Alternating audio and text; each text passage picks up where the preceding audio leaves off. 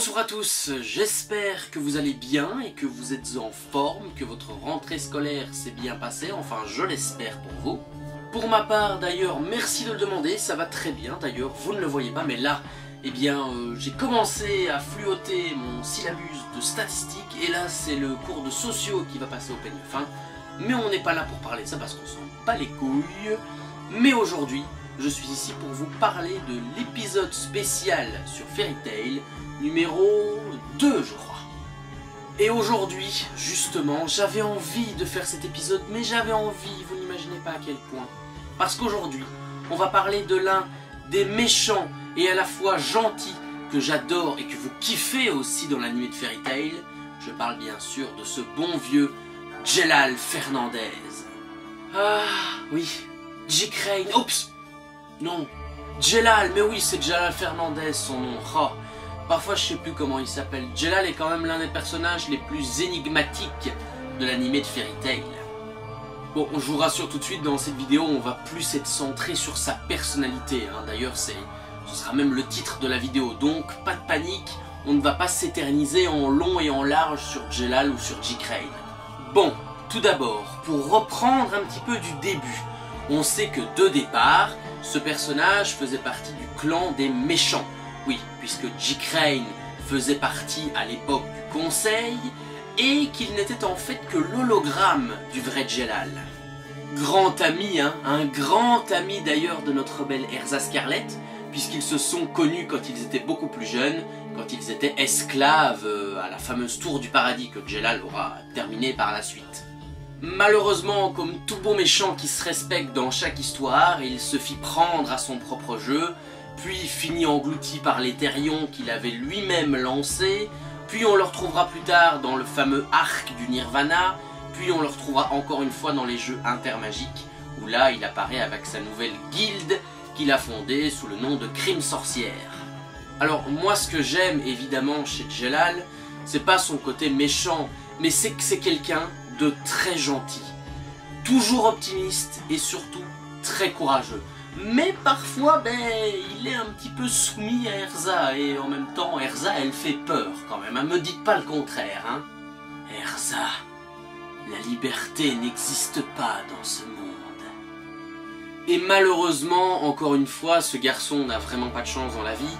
Il se retrouva manipulé par l'esprit d'Ultia, et il plongea très très vite dans les ténèbres, puisque lui croyait être un élu de Zélef.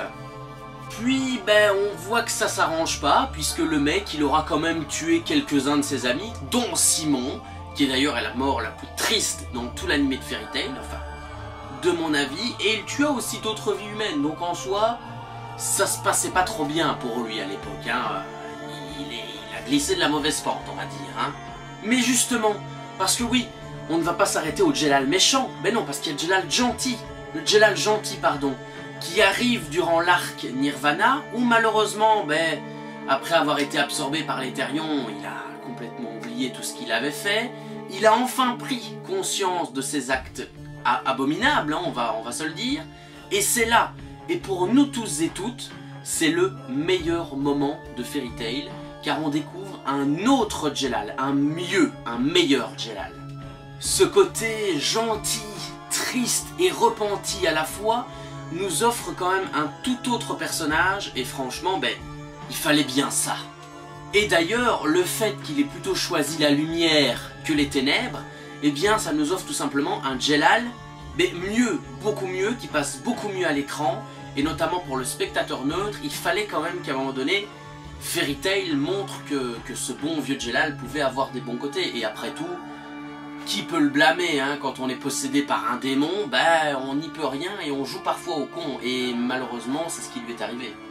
Un côté méchant et sans pitié, avec un côté gentil, courageux et plein d'espoir à la fois, voilà les raisons tout simplement pourquoi tout le monde, enfin quelques fans de Fairy Tail, surkiffent le personnage de Jelal, parce que c'est un personnage tellement bien et tellement, pas dire badass, mais comparé à Miss Gun, voilà c'est pas le même, mais c'est plus ou moins le même niveau, et moi franchement, je le redis encore une fois, c'est un de mes méchants et de mes gentils préférés dans cet animé, bordel, mais oui.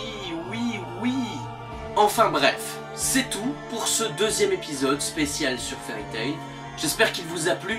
Et avant toute chose, je vais vous demander un peu d'aide. N'hésitez pas, mais franchement, allez-y dans les commentaires. Dites-moi, je suis sûr, ouais, sur LMV, je suis sûr il y a plein de fans de Fairy Tail qui me regardent.